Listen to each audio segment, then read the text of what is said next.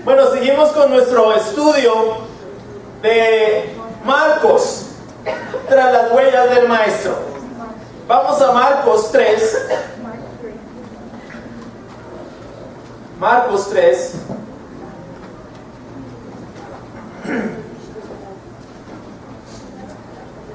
El título de hoy es muy sencillo, del sermón de hoy. Se llama La actividad del Maestro. Se llama así. Y dice, bueno, título no muy profundo, pero vamos a entender por qué puse o por qué coloqué este nombre. Antes de empezar a leer el texto, es importante recordar que el Evangelio de Marcos realmente, o Marcos está más interesado en mostrar los hechos de Jesús. No hay mucha enseñanza en Marcos, sí la hay, no mucha con respecto a los demás evangelios. Porque a Marcos le interesaba mucho los hechos del Maestro. Recuerden que Marcos, el Evangelio de Marcos, son las memorias de Pedro. Es lo que Pedro le narró a Marcos respecto a los hechos de Jesús. Ahora, no quiere decir que en razón de que Marcos esté más interesado en los hechos de Jesús, esté menos interesado en sus enseñanzas. Por supuesto que no. Para Marcos también es importante, lógicamente. Pero también tenemos otros 3 evangelios que nos hablan de su enseñanza. Hay ciertas actividades del ministerio de Jesús que necesitan ser entendidas en el contexto de su misión redentora, con el fin de no desclasificarlas de la historia y convertirlas en simples fábulas o cuentos de hadas. Hay mucho que aprender de su actividad, porque es en esencia la trascendencia de su caminar aquí en la tierra y no mero activismo superficial. Entonces los hechos de Jesús guardan mucha relevancia. Estudiando este pasaje me puse a pensar, bueno, ¿eso qué tiene que ver con nosotros? ¿Qué tiene que ver con nosotros? ¿Cómo aplica al cristianismo de hoy? Vamos a Marcos 3, versículo 7.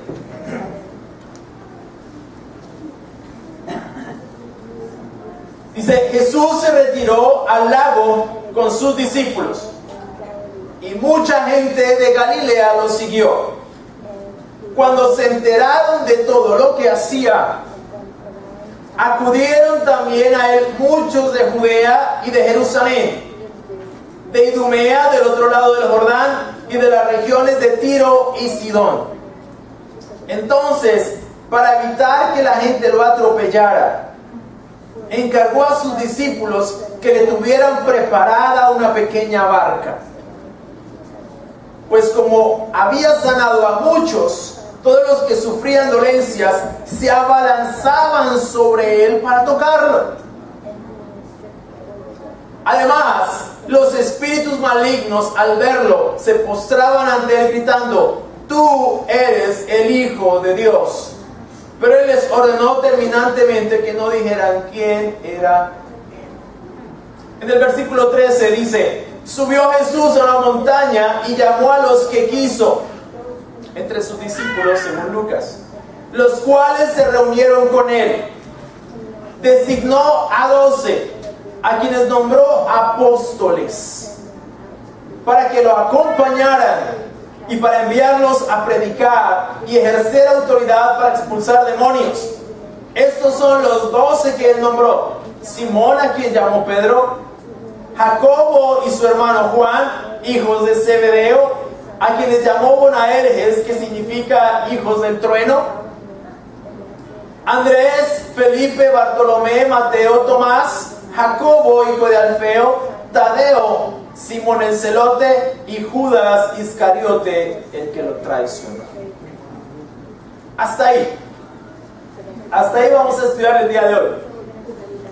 La actividad del Maestro. ¿Qué relevancia guardan estos 2 eventos con la iglesia de hoy?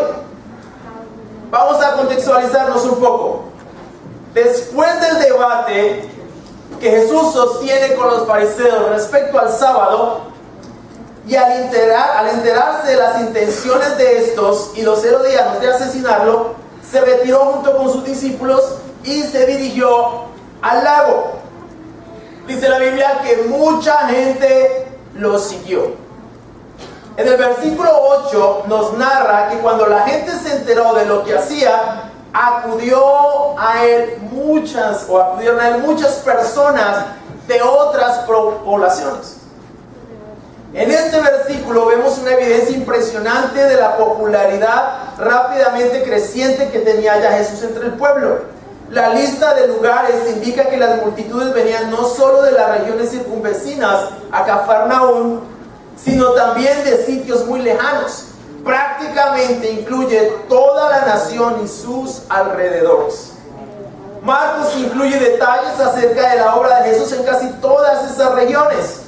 Galilea, por ejemplo, en Marcos 1:14, la región del otro lado del Jordán en 5:1 y 10:1, Tiro y Sidón en el capítulo 7, 24 y versículo 31, Judea en el capítulo 10, versículo 1, Jerusalén, capítulo 11, versículo 1. Era una región bastante amplia. Idumea es el nombre griego que corresponde al hebreo Edom, pero aquí se refiere a una región situada al sur de Judea y no al antiguo territorio edomita. Era una región bastante amplia, bastante grande, mucha gente. Y eso que no había internet en esa época.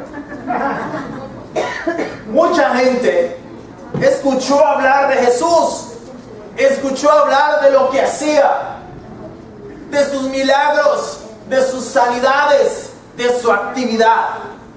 Y muchas de estas personas fueron a mirar. Muchas de ellas porque obviamente estaban enfermas y necesitaban una sanidad, necesitaban un milagro, necesitaban alguien que las ayudara. Y la gente acudió a ellos, a Jesús. Marcos describe con mucho detalle este evento de la vida de Jesús. La gente en busca de Jesús provenía de lugares bastante lejanos. Jesús les pide a sus discípulos que tuvieran preparada una pequeña barca, pues como había sanado a muchos, todos los que sufrían dolencias se abalanzaban sobre Jesús para que los sanara. Con esta narración, Marcos nos traslada de inmediato a la persona de Jesús. Ojo con esto.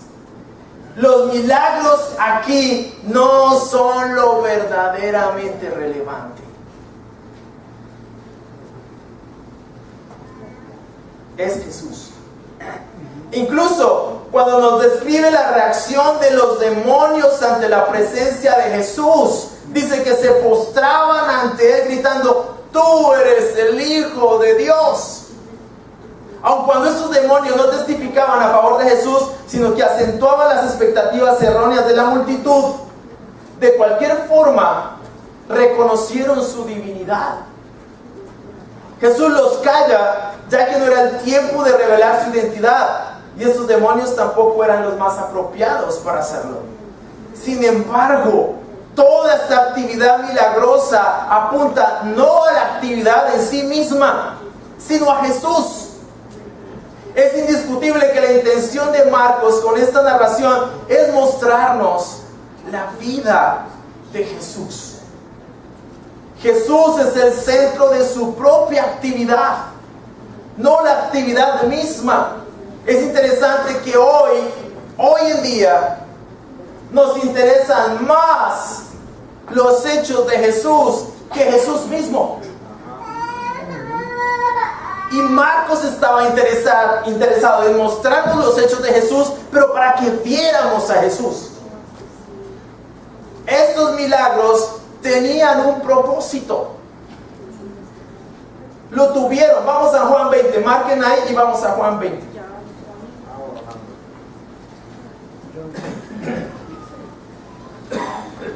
Juan 20.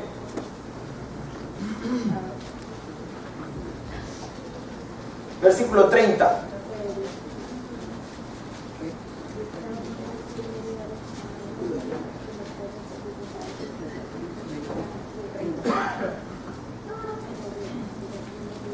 Dice, Jesús hizo muchas otras señales milagrosas en presencia de sus discípulos, las cuales no están registradas en este libro, es decir, en Juan. Pero, ojo a ese pero estas se han escrito para, el para revela un propósito, ¿verdad? Para que ustedes crean que Jesús es el Cristo, el Hijo de Dios, y para que al creer en su nombre tengan vida. El propósito está claro allí. Y estoy seguro que Marcos tenía en la mente lo mismo. Cuando Marcos nos presenta la actividad milagrosa de Jesús, toda la actividad del Evangelio de Marcos, el único fin de Marcos es mostrarnos a Cristo. Mostrarnos a Cristo. La actividad milagrosa de Jesús tenía como propósito certificar su divinidad. Su divinidad. Porque solo los milagros que Jesús hizo los puede hacer alguien que es Dios. Su divinidad y su misión redentora, que pusiéramos nuestra fe en Jesús, según Juan 20. No que después de 2000 años buscáramos reproducir esta misma actividad. No era ese el fin. Los milagros ya están hechos y nos revelaron y certificaron la autenticidad de su divinidad y ministerio. Ya están hechos. No se necesitan más milagros hoy en día. Así es. Porque los tenemos en las Escrituras. Están ahí claros. El punto ¿cuál es? Que necesitamos ver a Cristo. Vamos a otro par de escrituras. Hechos 2:22. Marcan ahí Hechos 2:22.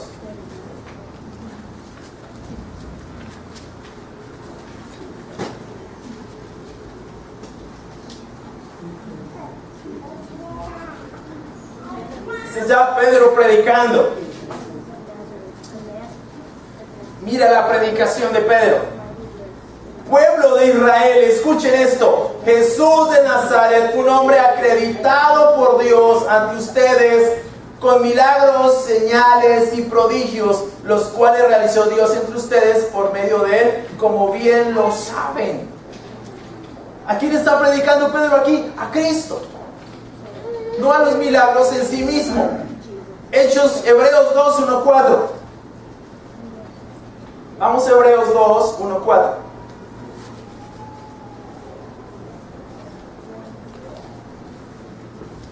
Dilo. Dice, por eso es necesario que prestemos más atención a lo que hemos oído, no sea que perdamos el rumbo. Porque si el mensaje anunciado por los ángeles tuvo validez y toda transgresión y desobediencia recibió su justo castigo, ¿cómo escaparemos nosotros si descuidamos una salvación tan grande? Esta salvación fue anunciada primeramente por el Señor, y los que la oyeron nos la confirmaron. A la vez, Dios ratificó su testimonio acerca de ella con señales, prodigios, diversos milagros y dones distribuidos por el Espíritu Santo según su voluntad. Interesante. Así que toda esta actividad milagrosa, todos estos milagros y sanidades tenían un propósito: certificar, ratificar a Cristo y a su misión. No que 2000 años después intentáramos reproducir algo como lo que hizo Jesús. ¿Sabes cuál ha sido el problema con eso hoy en día? Hablando concretamente de la realidad de Cristo, que toda esta reproducción o ese intento de reproducir la actividad milagrosa de Jesús ha hecho que el día de hoy se considere el cristianismo como un cuento de hadas, como algo fabulesco. ¿Por qué? Porque lo que hacen hoy en día no es lo mismo que hizo Jesús. Absolutamente. Está lejano de serlo. Ahora, no estoy diciendo con esto que Dios no puede hacer milagros. Por supuesto que sí. Así es. Por supuesto que los puede hacer. Pero los milagros tenían un propósito. ¿Sabes qué es lo más interesante de todo este asunto?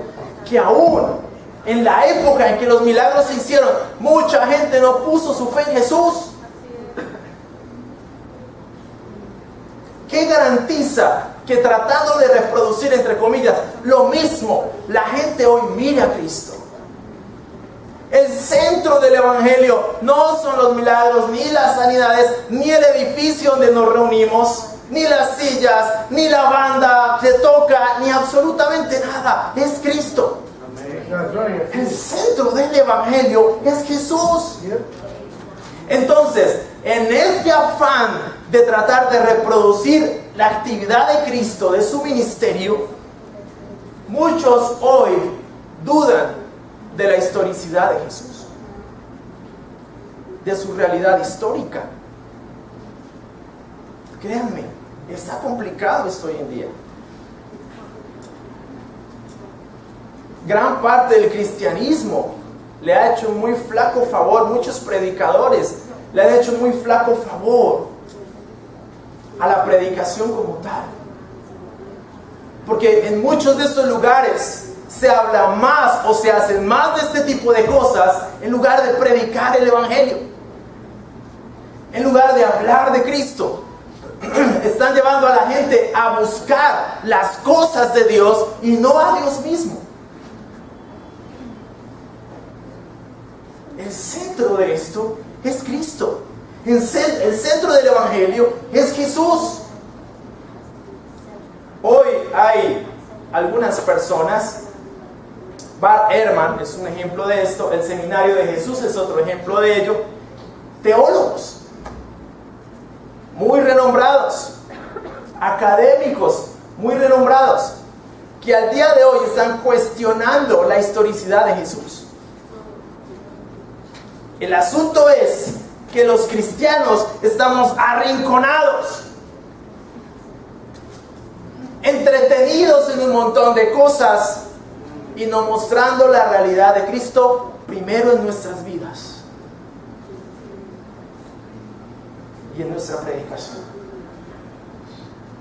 ¿Sabes? Cuando Marcos, cuando Juan, cuando Lucas, cuando Mateo, cuando Pedro, cuando todos estos apóstoles hablaban de Jesús, aún hicieron milagros comisionados por Jesús, lo hacían con un fin: pon tu mirada en Cristo,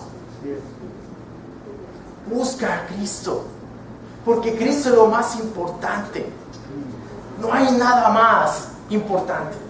El viernes hablábamos en la reunión de familia que el cristianismo hoy está reducido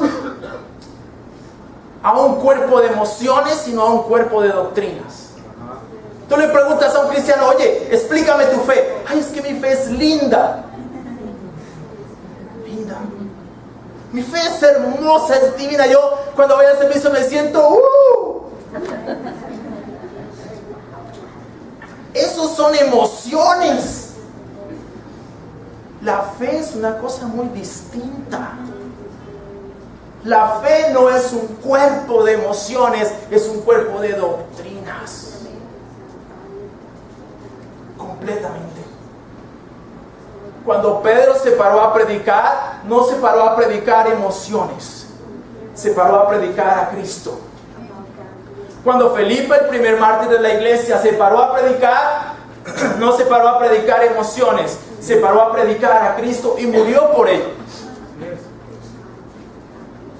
Santiago, Juan, cada uno de los apóstoles, Felipe, el evangelista, fue a predicar, no fue a predicar emociones, fue a predicar a Cristo.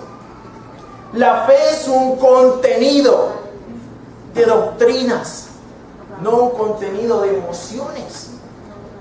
Entonces, por esa razón es que hoy muchas personas critican tan duramente el cristianismo, porque con todo este contenido tan emocional la explicación del Evangelio perdió sustancia. Es más fácil decir, no, es que yo me siento bien cuando voy al servicio, que explicar el Evangelio. Es interesante. Pero resulta que cuando tú ves a estos hermanos predicando el Evangelio, hablando de Jesús, incluso narrando sus hechos milagrosos, el enfoque es Cristo todo el tiempo. Así es. John MacArthur dice lo siguiente: todos los milagros servían a un importante propósito. No eran simplemente exhibicionismo divino. Probaban y validaban el reclamo de los profetas de que ellos hablaban por Dios. Por ejemplo, los milagros de Moisés confirmaron primero a Faraón y luego a los israelitas que Moisés hablaba por Dios. La evidencia milagrosa subrayaba así la gravedad de la ley escrita. Los milagros eran afirmación a todos de que Dios estaba hablando. Ahora bien, en este orden de ideas, si los milagros registrados en la Biblia nos ratifican a Jesús como el Hijo de Dios y ratifican y certifican su mensaje, nuestra respuesta a toda esta actividad bíblica es poner seriamente nuestra mirada en Jesús y seguirlo con todo nuestro corazón. Así es. Si hoy buscamos milagros, hay varios problemas con eso. Primero, eso significa que la evidencia que tenemos en los evangelios no es suficiente para nosotros. Necesitamos ver algo más. ¿Cierto? Implica eso. No es suficiente con lo que está en la Biblia. Necesito ver algo más. Segundo, estás buscando ser engañado. Porque en Mateo 24 Jesús dijo, tengan cuidado, porque en los últimos tiempos vendrán falsos maestros y falsos mesías que harán señales milagrosas, incluso buscando engañar a los escogidos. Si buscas ese tipo de cosas, estás buscando ser engañado. El asunto es que lo que nos ratifica a Cristo como Dios, como alguien verdadero, ya lo tenemos aquí en las Escrituras. Entonces tú me preguntarás, bueno, ¿qué pasó con el Evangelio de Judas? Está por ahí de moda eso. ¿Y con el Evangelio de Tomás? ¿Que la iglesia escondió esos evangelios? ¿En serio? ¿Tú te creíste ese cuento? El Evangelio de Judas fue escrito en el año 280 después de Cristo y no lo escribió Judas. Lo escribió otra persona buscando darle popularidad a su escrito. Básicamente fue escrito por un gnóstico primitivo. No fue Judas. ¿Por qué no le creemos a Marcos, que fue el primer evangelio escrito? Más o menos por el año 40 y 50 después de Cristo. 10 años después de que Cristo murió. Entre 10 y 20 años después. El evangelio más tardío fue el evangelio de Juan, que fue escrito por el año 95 después de Cristo y por uno de sus discípulos más amados, Juan. ¿Por qué es para nosotros tan difícil creer en algo que definitivamente es histórico, como son los evangelios de Mateo, Marcos, Lucas y Juan? Y le prestamos más atención a una serie de escritos posteriores. Estamos hablando de comienzos del segundo siglo de la era cristiana. Más o menos entre 100 y 150 años después de que Cristo murió. De hecho, estos evangelios fueron escritos, o estos evangelios apócrifos, como Tomás, Felipe, el evangelio de Felipe, el evangelio de Pedro, que no lo escribió Pedro, el evangelio de Judas, fueron escritos incluso después, muchos de ellos, de que los apóstoles habían muerto. Es decir, no había quien certificara para ese tiempo si eso era verdad o era mentira. Resulta que los evangelios que tenemos acá en nuestras Biblias fueron escritos mientras muchos de los apóstoles y quienes conocieron a Cristo vivían. Vamos a Lucas 1, para que me crean.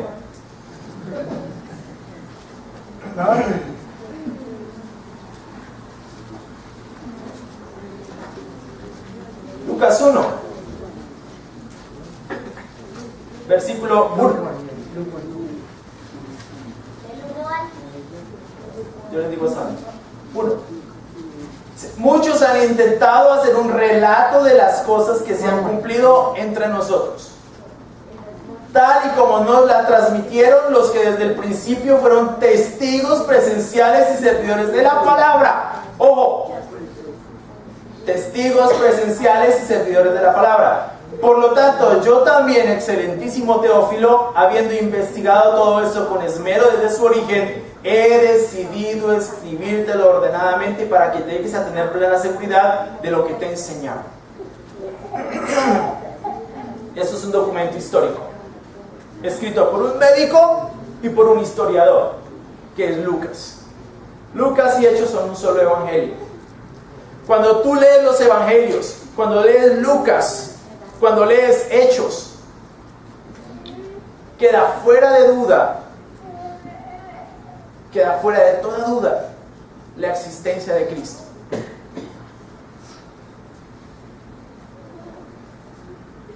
Es mentira todo lo que está escrito en los evangelios apócrifos. Yo los he leído, no tiene nada que ver con la historicidad de estos evangelios. Podemos estar seguros que lo que leemos en estos 4 evangelios que tenemos en nuestras Biblias es la verdad. Entonces eso nos llama a algo serio: poner nuestra responsabilidad, poner nuestra mirada con responsabilidad, con seriedad en Cristo. Si esto es verdad, todo lo que está aquí escrito, tenemos una responsabilidad, y es la de ser discípulos de Jesús.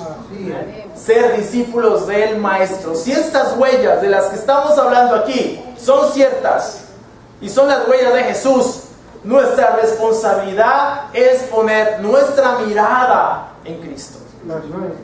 Este tipo de cosas no emocionan tanto, ¿no?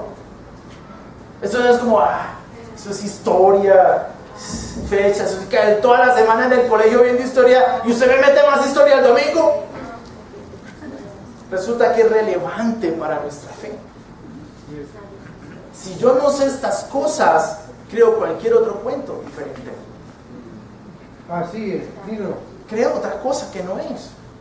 Resulta que el evangelio está probado y comprobado. Estos milagros, en efecto, tuvieron un propósito, pero ya se hicieron. No hay necesidad de reproducirlos. No hay nada en la Biblia que nos diga u ordene que debemos reproducir esta actividad con algún fin. Lo único que nos llama es a responder con fidelidad al Evangelio. Jesús busca nuestro arrepentimiento, que nos volvamos a Él, más que una reproducción burda y sin propósito de sus milagros y sanidades. Como Él las hizo y con el propósito que las hizo, nadie las hará. Así es, ¿eh? Así que pongamos firme y seriamente nuestra mirada en Él. Estoy diciendo con esto, vuelvo y lo repito, que Dios no puede hacer milagros. Por supuesto que no estoy diciendo eso. Los va a hacer, pero tal vez te lo haga a ti personalmente, te sane de alguna enfermedad, es espectacular, pero que no sea eso lo que necesites para confiar en Cristo. Que no sea eso lo que necesites para poner tu mirada en Él. Porque el día que no recibas más milagros, lo más seguro es que vas a dejar de creer en Él. Nuestra mirada tiene que estar puesta en Cristo y en la verdad de su palabra. Hoy también muchos buscan experiencias raras en el cristianismo. Sentirse de cierta manera, ver una luz, ver un túnel, ver alguna cosa rara. Eso es basar tu vida en experiencias. Ahora, ¿estoy cuestionando las experiencias? No. Si la tuviste, amén. Pero que eso no sea lo que necesitas para poner tu mirada en Cristo. Porque la fe viene por el oír la palabra de Dios. No viene por oír música, no viene por ver milagros, no viene por ver sanidades. Que tu fe provenga de la predicación de la palabra de Dios. Porque eso sí la va a hacer duradera. Les voy a poner un ejemplo. Si tú te casas por emoción, ¿hasta dónde piensas que va a llegar tu matrimonio? Mire, uno se casa, cuando está con la novia, uno siente unas maripositas aquí, ¿verdad? Uno ve a la novia y ¡guau! Eso se siente. Pero créanme, uno después de cierto tiempo de casado, esas maripositas se van. Ya no las siente.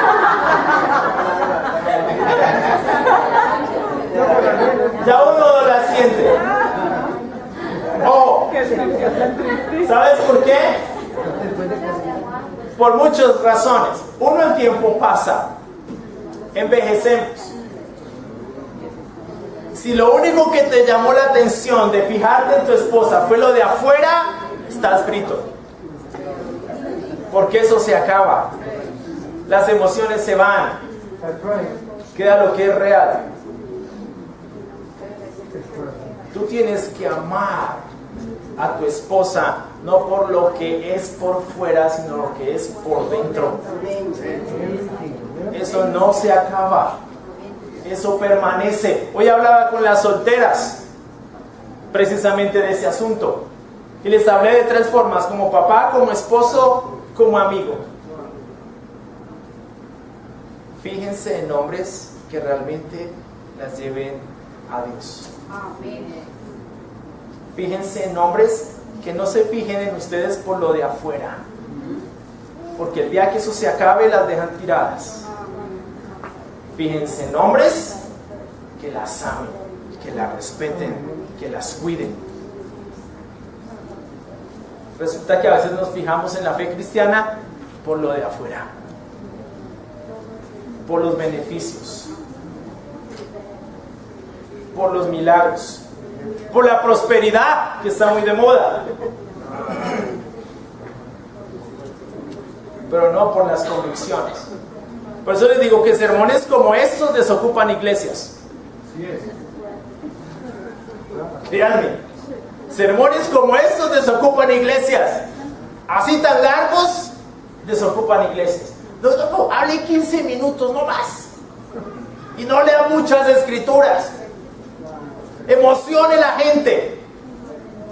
Y por emocionar la gente, hoy tenemos un cristianismo supremamente inmaduro y superficial, que no está pensando realmente en transformar este mundo. ¿Tú crees que si Jesús hubiera entrenado a sus discípulos basado en emociones, habían hecho lo que hicieron? ¿Transformar este mundo? Nunca habían podido hacerlo.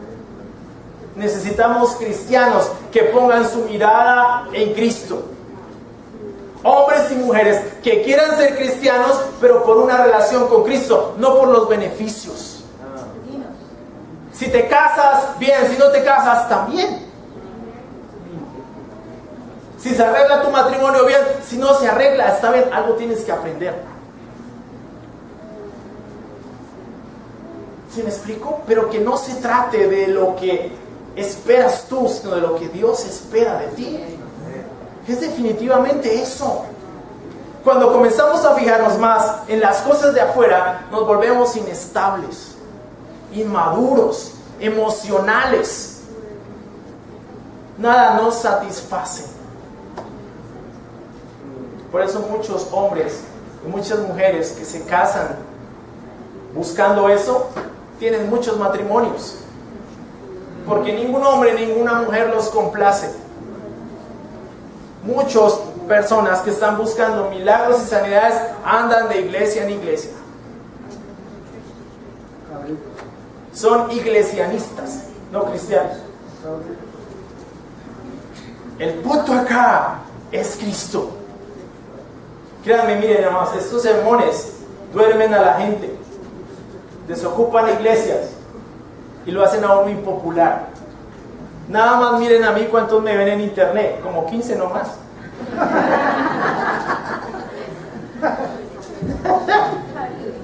Impopular. ¿Por qué? Porque esto nos llama la atención. Es más chévere cuando emocionan a uno. ¡Ay! Pero no cuando lo llaman a tener convicciones profundas. Hombres, mujeres puras, santas, matrimonios puros, santos. Amén. Eso no, háblame de otras cosas que me emocionen más. Es triste que hoy hemos buscado reproducir algo que Dios no tuvo la intención de que se reprodujera. Pero lo que debemos reproducir realmente hoy en día no lo estamos reproduciendo, que es el carácter de Cristo en la vida del cristiano. Porque a la larga se trata de eso, de producir a Cristo en nuestras vidas. Eso es ser un discípulo. No se trata de llenar iglesias, se trata de hacer discípulos. De eso se trata. Ese es el punto. Eso podemos aprender de la actividad de Cristo. Ahora, ¿qué me dicen de cuando Jesús nombra a sus apóstoles? Eso también lo hemos intentado reproducir hoy. Jesús nombró solamente 12 apóstoles y a Pablo. Y a Matías, que lo nombró Pedro. Nada más. Pero hoy hay una cantidad de superapóstoles. Por todo lado. Es interesante. Lucas 6, 12 al 16, que es el pasaje paralelo a Marcos,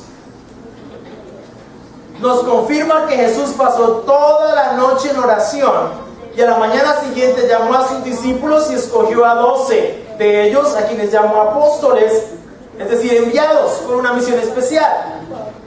Desafortunadamente, este es un ministerio que al día de hoy se ha intentado reproducir. Muchos hoy se autoproclaman apóstoles, ignorando de plano la instrucción para poder ser nombrado en ese ministerio. Hechos 1, 21 y 22. Vamos allá.